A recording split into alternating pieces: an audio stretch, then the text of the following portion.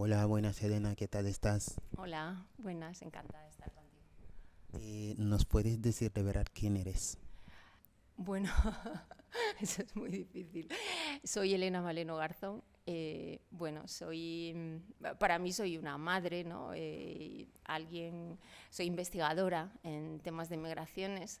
Mucha gente me llama defensora de derechos humanos, sobre todo a partir de que sufrí una criminalización muy importante por parte de los estados, simplemente por comprometerme por donde estábamos e intentar,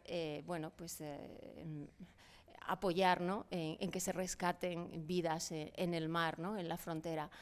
Y claro, depende de donde me mires, mis hijos te dirían otra cosa de quién soy. Pero bueno, yo me considero pues eso, una investigadora, una persona muy como que he tenido mucha suerte en la vida, ¿no? También por estar acompañada de personas maravillosas, de verdad, defensoras de derechos humanos, que se han comprometido en la defensa en la frontera. Ok, Elena, ¿por qué elegiste el trabajo que estás haciendo? Bueno, para mí no es un trabajo. O sea, es comprometerte con un conocimiento situado, con el cambio social en el lugar en el que te encuentras, ¿no? Entonces yo soy del Ejido, vengo de una familia jornalera que siempre se comprometió con la defensa de los derechos desde su espacio, ¿no? Desde nuestro barrio, desde pues una familia muy honesta y bueno, pues una familia modesta también. Entonces, de ahí tengo una educación que me hace comprometerme con donde estoy, ¿no? Entonces, empecé a hacer investigación social, soy periodista de formación, y cuando me traslado a ver temas de investigación, de desplazamiento y externalización de fronteras a Marruecos, me instalo allí a vivir con mi hijo pequeño, y a partir de ahí, pues para mí comprometerme con el lugar en el que vivo es algo natural, normal, ¿no? Yo creo que de ahí nace la lucha y la resistencia de quienes creemos que se puede construir una sociedad con mayor justicia social. Elena, ¿eres consciente de lo que haces? ¿De cuántas vidas has salvado? ¿Eres consciente? Bueno, no sé, soy consciente cuando las personas te llaman, ¿no? Bueno, hace poco hicimos un congreso de familias de víctimas de las fronteras y vino un chico bueno, vinieron familias con las que hemos trabajado mucho tiempo, pero vino un compañero que había estado en Tarajal, que le habían disparado la pelota de goma en el ojo y entonces tenía el ojo totalmente salido y ha perdido la visión de ese ojo desde aquel disparo. Y recuerdo que me cogía la mano, nos sentamos juntos y me dijo, ¿te acuerdas la última vez que te cogí la mano? Digo, estábamos en el oftalmólogo, que fue cuando le dieron la noticia de que ya no vería por ese ojo más, ¿no? Y él quería jugar al fútbol, era muy buen futbolista, pero claro, al perder la visión de uno de los ojos, eso ya se le cerró. Pero ahora está en Francia, tiene una niña pequeña, me enseñó las fotos de la cría, bueno, pues de eso está feliz. Y entonces, bueno, pues ahí es donde recuperas como el sentido, ¿no? Como esa hermandad que se genera entre los seres humanos. Entonces, bueno, pues ahí eres consciente de que has hecho algo, ¿no? Que ha sido importante. Pero por mí también hacen cosas mucha gente que también son importantes para mí. Por ejemplo, en el proceso de criminalización, muchas personas se movilizaron y yo no estoy cumpliendo cadena perpetua hoy, que era lo que pedía la policía española a Marruecos, porque hubo mucha gente que también me sostuvo, ¿no? y me salvó a mí. Entonces, bueno, pues creo que es algo que es tejer redes de solidaridad. Te querían encerrar por intentar salvar vidas. O sea, ¿cómo te sientes cuando te tratan así? Y lo único que haces tú es intentar que este mundo sea el mejor mundo posible. ¿Cómo te sientes cuando te tratan así? Bueno, a mí aún me cuesta. Fíjate que aquí en Madrid tenéis la sede central de la UCRIF, que fue la policía que hizo todos esos dosieres falseados, ¿no? Para conseguir encerrarme. Y claro, no puedo pasar por la puerta de la UCRIF, por ejemplo, ¿no? Porque no entiendo, todavía a día de hoy no entiendo cómo pudieron crear esos dosieres, no solo la UCRIF, sino también Frontex, ¿no? Con la colaboración, ¿no? Esa subcontratación que se hace de Marruecos para que les hagan el trabajo sucio. Y claro, yo no lo comprendía. Además, en el dossier, ahora lo miro y, bueno, me río un poco. En el dossier pone que soy una traficante sin ánimo de lucro, ¿no? Entonces, lo que hago es, para ellos, ¿no? Llamar a servicios de rescate es tráfico, pero claro, sin ánimo de lucro. Imagínate lo perverso que es esto, porque lo que ellos querían conseguir era condenarme a mí, pero no solo a mí, sino si tú consideras que llamar para los rescates es tráfico sin ánimo de lucro y tienes una condena, puedes perseguir a muchísima gente que está haciendo esto en el resto de la frontera. Por eso en mi caso era importante ganarlo, ¿no? Para que no se sentara precedentes. Es como equiparar el delito de solidaridad al tráfico de personas. Es súper grave, ¿no? Y por eso hay como... Mi caso no es el único, evidentemente las primeras personas que están perseguidas por defender derechos son las personas migrantes. Las personas migrantes en la frontera están defendiendo derechos. Están luchando contra esas violencias, están luchando contra los regímenes de fronteras, están luchando contra esos regímenes de fronteras que hacen que baje la democracia en Ceuta, en Melilla, y son las personas que están luchando, por ejemplo, por el derecho a la libertad de circulación, que es un derecho que siempre olvidamos. Entonces, bueno, pues ellas son las primeras perseguidas, son las primeras víctimas de esa persecución, sobre todo las mujeres, ¿no? Las lideresas, y bueno, pues esto hay que contarlo, hay que decirlo, ¿no? Europa, en colaboración con otros países de frontera y en ese régimen de frontera, está persiguiendo a personas que están defendiendo derechos. Elena, de repente te llamo y te digo, estoy en el alta mar, pero el barco está hundiéndose y creo que voy a morir. ¿Y tú cómo reaccionas en esto? Pues mira, nosotras tenemos la primera vez que me pasó fue en el año 2007 y era un chico al que habíamos acompañado al hospital y no sabíamos qué hacer. Entonces, al final logramos tener un número de teléfono de salvamento marítimo, pero no sabíamos lo que había que hacer en esos momentos. Ahora ya lo sabemos, ¿no? Entonces, y ahora, desgraciadamente, sabemos que muchas veces esos protocolos que tienen, ¿no? Los estados fallan o dejan morir a la gente. Pero lo primero que hago es tranquilizarte, preguntarte toda la información que me pueda ayudar a saber dónde estás, que es lo más importante, ¿no? El mar, imagínate, el Atlántico, tú sabes lo que es inmenso. Entonces, llamamos, dependiendo de dónde estés o de dónde sepamos en qué ruta migratoria te encuentres, pues llamamos a los servicios de rescate de los países, ¿no? Que tienen la obligación de coordinarse entre ellos, porque una cosa es el control migratorio y otra cosa es la defensa de la vida. Entonces, pues, por ejemplo, esta mañana hemos avisado a Rabat, al MRCC de Rabat, les hemos dado la posición donde se encuentra la embarcación que se está hundiendo en estos momentos. Hemos llamado también a la Guardia Civil de Canarias, que coordina con Salvamento Marítimo, para que también Salvamento Marítimo pueda apoyar con información lo que está, ¿no? lo que está sucediendo en estos momentos. Y hacemos un seguimiento de la embarcación, ¿no? Intentamos estar en contacto con la embarcación donde tú estás, tranquilizarte, explicarte cosas. Hay muchas cosas básicas que en el pánico no sabes pensar con claridad, ¿no? Por ejemplo, pues si llevas un chaleco, aunque estés semi-hundido, si estás tranquilo, pues aguantas un tiempo hasta que llegue la embarcación, ¿no? Pues vamos hablando contigo y diciéndote, la embarcación está llegando, ahora está saliendo, es media hora. Luego, tú sabes, en las embarcaciones también hay gente muy brava, ¿no? Por ejemplo, en una de ellas, en una de los últimos naufragios que pudimos hablar con ellos, uno de los chicos, para mí fue, vamos, increíble, ¿no? Porque yo le decía las cosas, él tranquilizaba al resto, de repente me decía, yo le decía, cuenta a la gente que hay en el mar, ¿no? que estaban como semi-hundidos. Entonces, lo que hizo fue establecer turnos para la gente semi-hundida, subía un ratito, bajaban algunos para hundirse un poco, para compensar el peso, bueno, hizo una estrategia, decía, uno se está yendo y le decíamos, no, intenta cogerle, tal. Entonces, al final se salvaron todos, pero fue por esta calma de este chico que supo en todo momento ¿no? seguir las indicaciones y saber qué hacer, ¿no? Guardar la tranquilidad.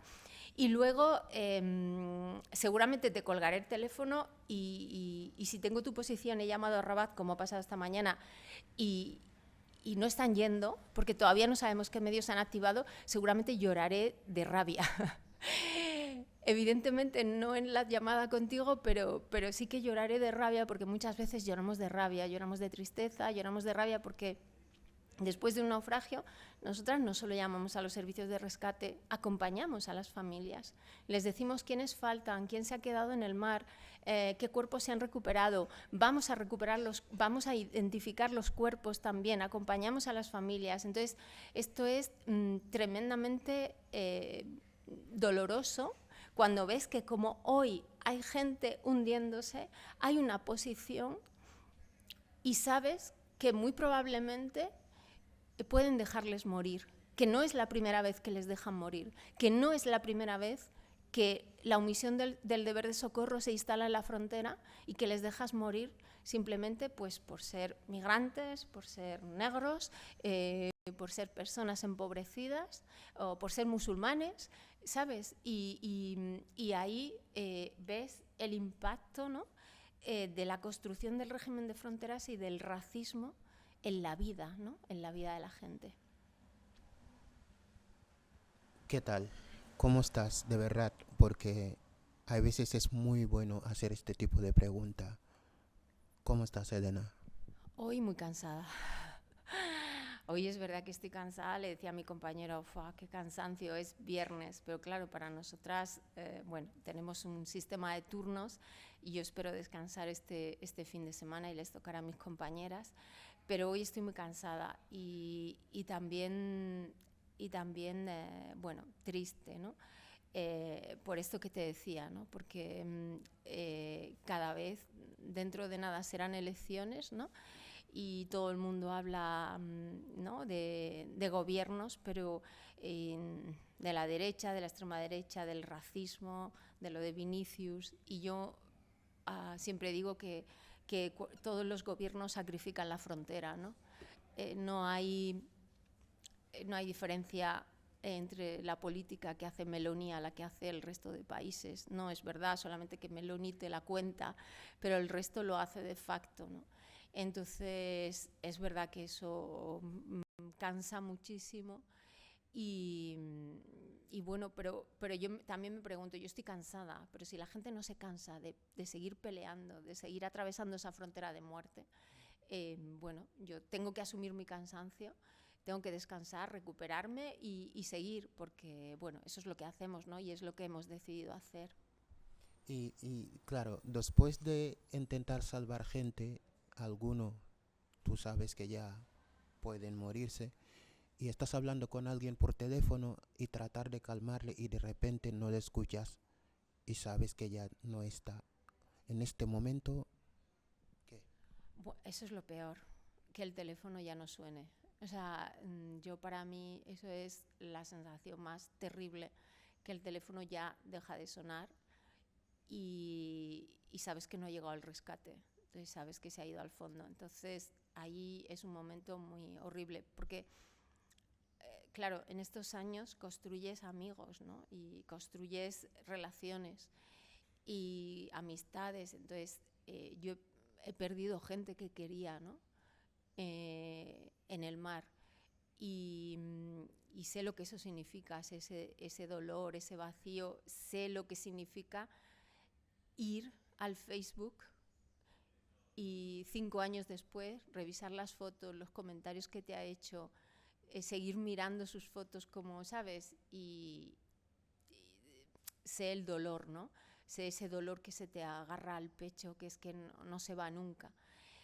Y bueno, pues cuando el teléfono deja de sonar es como, no sé, ¿sabes? Cuando de repente hay un silencio, cuando estás en un lugar que hay mucho ruido y de repente hay un silencio y el silencio te pesa es un silencio tan atronador que te impacta, que te presiona, pues esa es la sensación.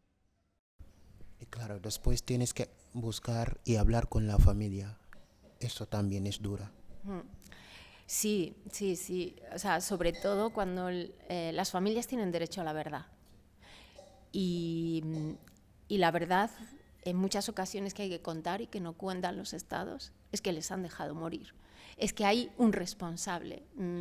Cuando nosotras estuvimos en Tarajal, visitando a las familias de Tarajal, la primera visita, justo después de la masacre de Tarajal, había un papá, el papá de Luc, que estaba muy enfadado con su hijo, porque bueno, le había dicho que se había ido sin que él estuviera de acuerdo, y encima le había dicho que por favor que no cogiera una embarcación, que era muy peligrosa, que tal, y el papá sentía que su hijo le había desobedecido, ¿no? Y estaba enfadado. Y nos recibió con la foto de su hijo que tenía en un cuadro, nos recibió con esa y empezó a hablar, ¿no?, de lo enfadado que estaba. Y nosotras empezamos a contarle dónde había muerto Luc, qué había pasado, que la gente no se tenía que ahogar en ese espigón si no usas los materiales antidisturbios, ¿no? Y le vimos que de repente dijo, no, mi hijo no se puso en riesgo, mi hijo me hizo caso, mi hijo me obedeció, a mi hijo lo han matado. Y ahí se reconcilió con la memoria de su hijo. Ahí nos dimos cuenta de lo importante que es para las familias la verdad. Lo mismo que sería para cualquier familia en el mundo. Y se les niega incluso el derecho a saber la verdad. Y ahí empezamos un proceso con las familias de, si nosotras tenemos información para aportar un relato de lo que está sucediendo, es muy importante. Y que ese relato nos lleve a procesos de reparación y de justicia. Y para nosotras ahora, las familias creemos que son las que están liderando un cambio en la frontera. Creemos que van a ser claves en los próximos años en la lucha contra el régimen de fronteras. Creemos que son ellas las que, como en muchas desapariciones múltiples, ¿no?, como puede ser en la dictadura argentina, como puede ser en la dictadura del Estado español, ¿no?, en todas las cunetas que hay en el Estado español, las de hace mucho tiempo que se están desenterrando ahora, no nos pueden hacer olvidar que en muchos cementerios del Estado español hay otras cunetas. Hay un montón de personas que están sin identificar, y tenemos otras cunetas que no podemos tardar tantos años en desenterrar, que hay que identificar esos cuerpos, que hay que buscar esas familias. Entonces, para nosotras, bueno, pues creemos que estamos hablando en muchos casos de desaparición forzada, creemos que son procesos de desaparición colectiva, y por eso creemos que las familias, al igual que en otras desapariciones en el mundo tuvieron un papel muy importante, van a tener un papel muy importante en la lucha contra este régimen de muerte. ¿Tú crees que nuestros gobiernos, me refiero a los gobiernos africanos y los gobiernos del occidente, están haciendo todo lo posible para que esta gente no siga muriendo? ¿Y cuál es la solución? No, al contrario. Mira, cuando hablan de la política migratoria, de estos pactos internacionales, hay que entender que el control del movimiento de una parte de la población es un negocio.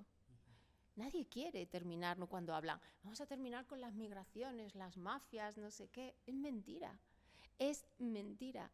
O sea, los gobiernos son los más interesados en que la gente haga estos caminos migratorios en estas condiciones de inseguridad y de violencia, porque están ganando dinero. Y no solo ganan dinero las redes criminales, ganan dinero las principales empresas de venta de armamento, que ven en el control del movimiento un negocio que es uno de los negocios más importantes del siglo XXI. Entonces, tenemos que cambiar el marco de la discusión. El marco de la discusión no es la política migratoria, las vías seguras, vamos a poner parches, queremos acabar con... Es mentira. El marco de la discusión tiene que ser un marco de derechos humanos, tiene que ser un marco de reparación y de justicia social, tiene que ser un marco de hablar de la libertad de circulación, tiene que ser un marco de hablar de la construcción de fronteras, la responsabilidad que tiene la colonización y el racismo en esa construcción del régimen de fronteras, tiene que ser un marco que desvele, ¿no?, todas esas cantidades de dinero y quién las está ganando, ¿no?, ese follow the money, quién gana dinero con esas muertes. Entonces, ese es el marco. Y tenemos que empezar a cambiarlo, porque estamos en un discurso siempre con los estados, que es un discurso pernicioso donde ellos quieren que estemos. Ya no nos interesa ese discurso, ya no nos interesan esos pactos, ya no nos interesan esas propuestas que se lanzan al aire, que un día recogen a la gente del Aquarius y al día siguiente dejan morir a la gente en Alborán. Eso ya no nos interesa, ese es su marco. El nuestro tiene que ser otro, y el nuestro tiene que ser un marco de los derechos humanos para todos, para todas y para todes. Esto es nuestro marco, y a partir de ahí tenemos que empezar a dialogar. El tema es todo el dinero, y el dinero, no solo el dinero, o sea, incluso el dinero de la cooperación que de forma perversa se utiliza también dentro del discurso migratorio. ¿Cuánto daño ha hecho la cooperación al desarrollo en Senegal? Ha hecho muchísimo daño, y en cuestión migratoria también, eso es así. Y bueno, pues esto hay que hablarlo y tenemos que cambiar el debate. Oye, Elena, de verdad ya estamos terminando y en primer lugar quiero darte las gracias, como siempre, porque sé que lo que lo haces por mí. O sea, de verdad, yo sé que es difícil decirlo, pero sé que muchísima gente como yo les gustaría verte y saludarte y abrazarte. Y eso lo hago por todas aquellas personas. De verdad, gracias por todo. Y yo siento que hay gente buena en este mundo, aunque muchas veces me siento culpable por todo lo que hago, por todo lo que estoy haciendo, por todo lo que estoy viviendo, porque yo siempre lo digo, no soy un buen ejemplo para aquellas personas que están en Senegal soñando venir aquí. Me ven bien, ven que las cosas me están yendo bien. Entonces, a veces incluso siento culpable de que una parte de tu trabajo lo hago yo, pero lo contrario, hago que la gente venga, y quiero darte las gracias por salvar vida. Yo creo que si no fueras tú hoy aquí, muchísima gente no podrían respirar.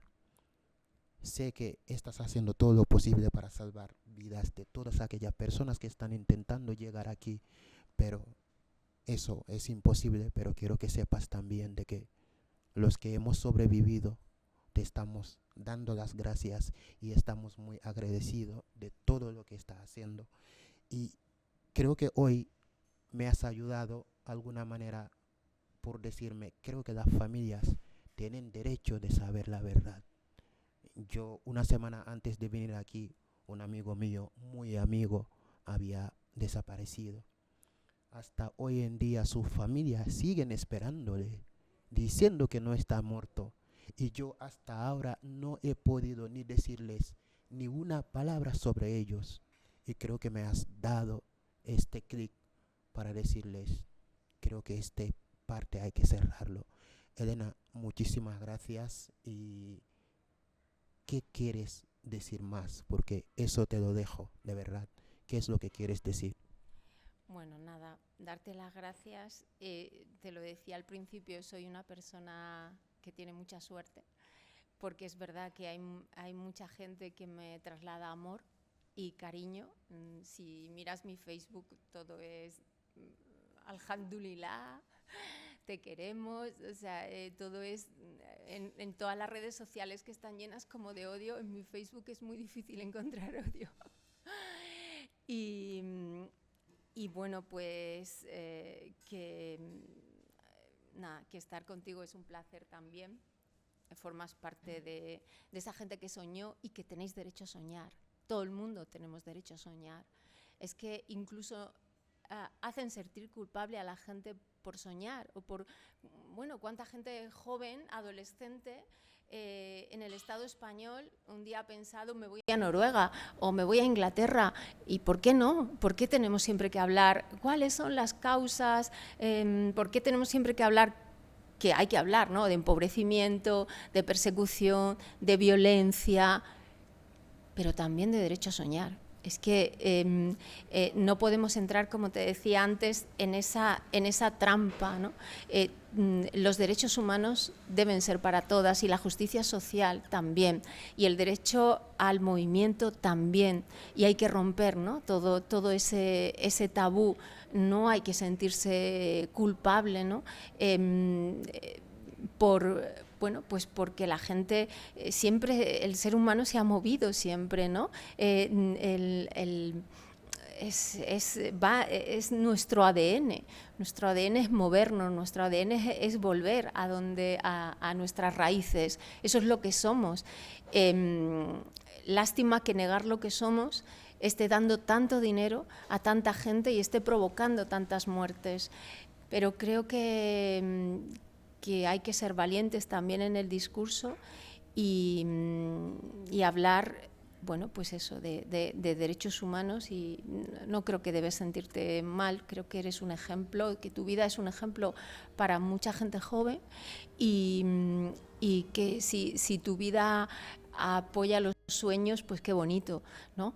Y creo que hay que seguir, ¿no? Peleando. No mucha gente quiere salir, mucha gente se queda en África y sueña desde allí y pelea desde allí. Un porcentaje pequeño es el que sale, o sale dentro de África también, o se mueve dentro de África a otros países africanos. Entonces, creo que también de eso hay que hablar, y por lo tanto, bueno, pues yo qué sé, muchas gracias, que venía como muy angustiada, muy nerviosa de toda la noche que hemos pasado, pero ha sido un ratito muy, muy lindo, a ti y al equipo. Gracias. Pues muchísimas gracias a ti por estar aquí con nosotros. De verdad, muchas gracias por todo, y eres un ejemplo a seguir, tú lo sabes, y te quiero mucho y te queremos mucho, y gracias por todo lo que estás haciendo por nosotros y por ti y por todos los seres humanos. De verdad, muchas gracias.